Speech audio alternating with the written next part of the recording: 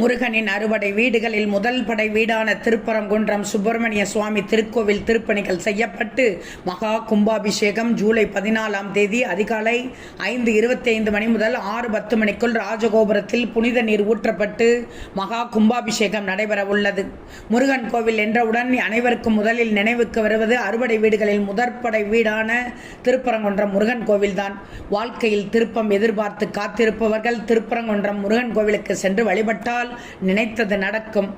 மதுரை ரயில் நிலையத்திலிருந்து 8 கிலோமீட்டர் தொலைவில் அமைந்துள்ளது. குடைவரை கோயிலான திருப்பரங்குன்றம் முருகன் கோவில் 8ஆம் நூற்றாண்டில் கட்டப்பட்டது. ஆரம்ப காலத்தில் திருப்பரங்குன்றம் தற்போது உள்ள கோயிலுக்கு பின்புறத்தில் உள்ள தென்பரங்குன்றம் குடைவரை கோயிலை பிரதானமாக அமைந்திருக்கிறது. இந்த கோவில் சேதமடைந்தால் கோவிலை மறுபக்கத்திற்கு மாற்றி முருகப்பெருமானை வடக்கு திசை நோக்கி திருப்பி அமைத்திருந்தார்கள். திருப்பிய பரங்குன்றம் என்று அழைக்கப்பட்ட இவ்வூர் திருப்பரங்குன்றம் என்று மருவியது. அருணகிரிநாதர் திருப்புகழில் தேவர் பணிந்தொழு தென்பரங்குன்றை பெருமாளே என்று பாடியிருக்கிறார். இந்த கோவிலில் சிவன் நின்ற கோலத்தில் கிழக்கு திசை நோக்கியுள்ளார். இவருக்கு பின்புறத்தில் நந்தி நின்ற நிலையில் உள்ளது. அம்பிகை இல்லை. சுப்பிரமணியர் வள்ளி தெய்வானையுடன் தெற்கு திசை நோக்கி நின்று காட்சி தருகிறார். ஆனால் மயில் வாகனம் இல்லை. அவருக்கு வலதுபுறத்தில் நடராஜ அருள் புரிகிறார். வலது மேற்பகுதியில் பஞ்சமுக விநாயகர் காட்சி தருகிறார். அவரை சுற்றி 8 விநாயகர்கள் காட்சி தருகிறார்கள். என் திசையை குறிக்கும் விதமாக இந்த விநாயகர் இருக்கிறார். ஒரு வதம் நிகழும் போது நிகழ்த்தியவரை பிரம்மகத்தி தோஷம் பற்றி கொள்ளும். இதன் காரணமாக மனித பிறவியில் எவ்வளவு கடுமையாக உழைத்தாலும் தோல்விகளை சந்திக்க நேரிடும். மகிஷாசுரன் என்ற அரக்கனை பார்வதி தேவி துர்க்கை வடிவம் எடுத்து வதம் செய்தார்.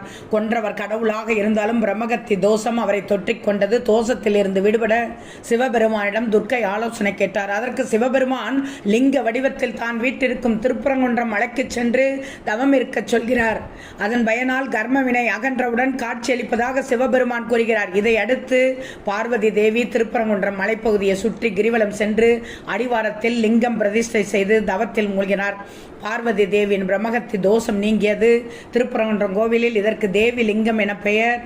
சோமசந்தர் வடிவத்தில் சிவபெருமான் காட்சியளித்திருக்கிறார். ஆரம்பத்தில் திருப்பரங்குன்றம் சிவதலமாக விளங்கியது.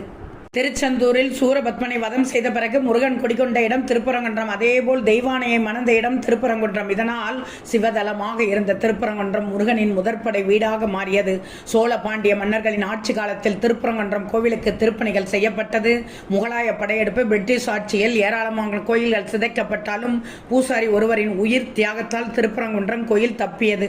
முருகனின் அறுபடை வீடுகளின் 5 வீடுகள் மலை கடல் சார்ந்த பகுதி. திருப்பரங்குன்றம் மட்டும் நிலப்பரப்பில் அமைந்துள்ளது. கருவறையில் முருகனின் வேலுக்கு மட்டுமே அபிஷேகம் பூஜைகள் செய்யப்படும்.